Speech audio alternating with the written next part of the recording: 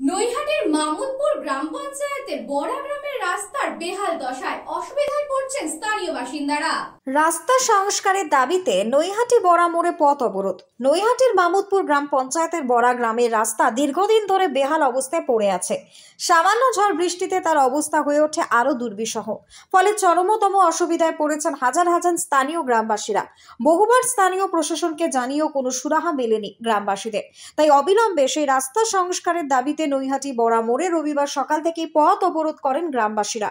সকাল 9টা থেকে প্রায় 1 ঘন্টা পথ অবরোধ চলার পর ঘটনাস্থলে শিবদাসপুর থানার পুলিশ পৌঁছায় এবং সেই পুলিশ পৌঁছে তাদেরকে রাস্তা তৈরির আশ্বাস দেওয়ার পরই অবরোধ তুলে নেন গ্রামবাসীরা।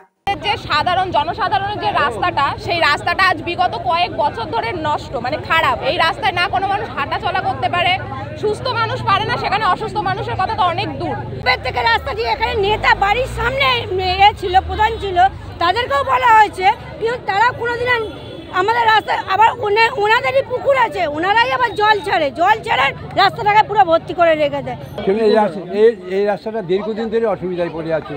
একটুখানি জলের রাস্তাটা ডুবে যায় এবং এই এলাকার যে পুকুরগুলো আছে, পুকুর থেকেও জল ছাড়লে রাস্তাটা ডুবে যায় এবং বড় বৃষ্টি হলে তো কোনো কথাই নেই, এর পর্যন্ত জল হয়, হাঁটুর উপরে পর্যন্ত জল হয়। রাস্তাটার জন্য আমরা অনেক উপরে নেতৃত্ব জানিয়েছি এবং শিগগিরই হবে বলে আমাদের প্রতিশ্রুতি দিয়েছি।